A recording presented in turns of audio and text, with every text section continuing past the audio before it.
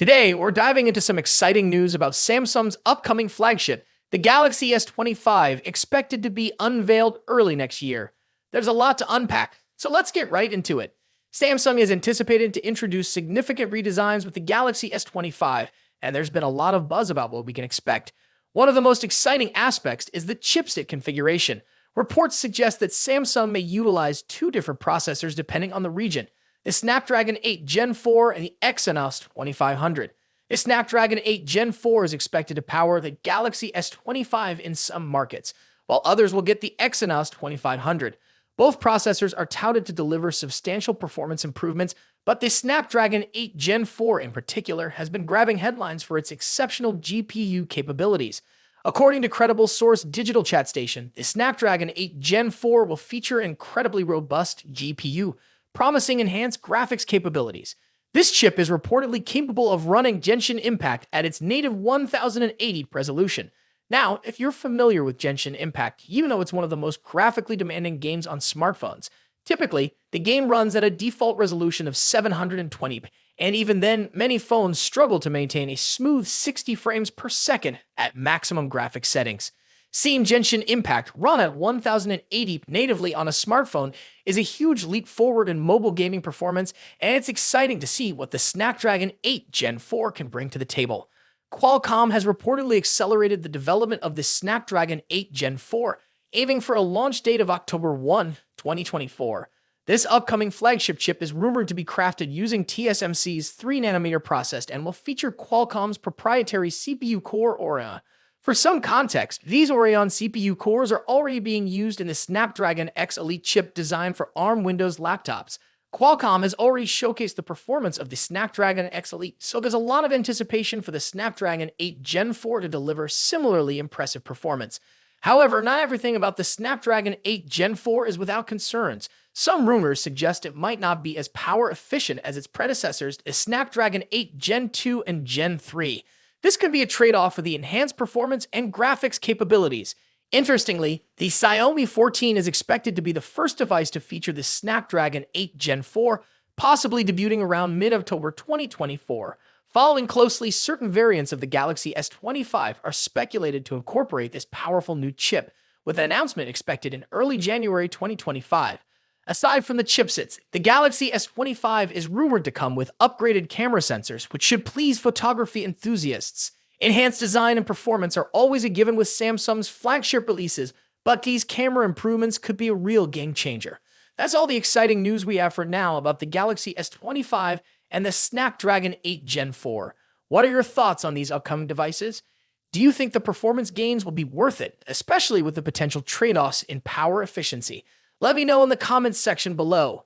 As always, thanks for tuning in. Don't forget to like, subscribe, and hit the bell icon so you never miss an update. See you in the next video. In just a few months' time, the iPhone 16 Pro Max will succeed the iPhone 15 Pro Max and take on the mantle as the best and most advanced iPhone out there. Although there's plenty of time until September and a lot can change, we seem to know a lot about the upcoming top iPhone model based on rumors and leaks. How is the iPhone 16 Pro Max shaping up against its predecessor? What's changing and what's staying the same? Let's see how the iPhone 16 Pro Max shapes up against the current best iPhone Apple has in its roster. First up, let's talk about design and size. The iPhone 16 Pro Max will inherit the same design language as the iPhone 15 Pro Max, employing the same titanium frame with a completely flat screen.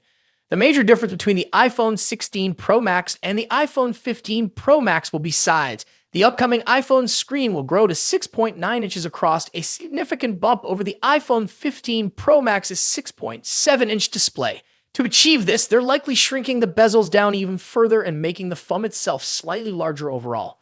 As per the rumors, the iPhone 16 Pro Max will measure 163mm in height and 77.58mm in width versus 159.9mm and 76.7mm for the iPhone 15 Pro Max, respectively. A small but notable change, all things considered. The iPhone 15 Pro Max debuted with an action button instead of a mute switch and a USB Type-C port at the bottom, so those two features will be carrying over to the newer model as well. However, the iPhone 16 series will be scoring another button, dubbed the Capture button. Colors-wise, the iPhone 15 Pro Max was available in 4 understated and titanium-inspired colors. We've heard that Apple might use another titanium processing technique that will make the iPhone 16 Pro Max glossier and also more capable of retaining colors. Moving on to display differences. As mentioned, the iPhone 16 Pro Max will come along with a significantly larger display, measuring at 6.9 inches across. Aside from the size, we don't clearly expect any other major changes.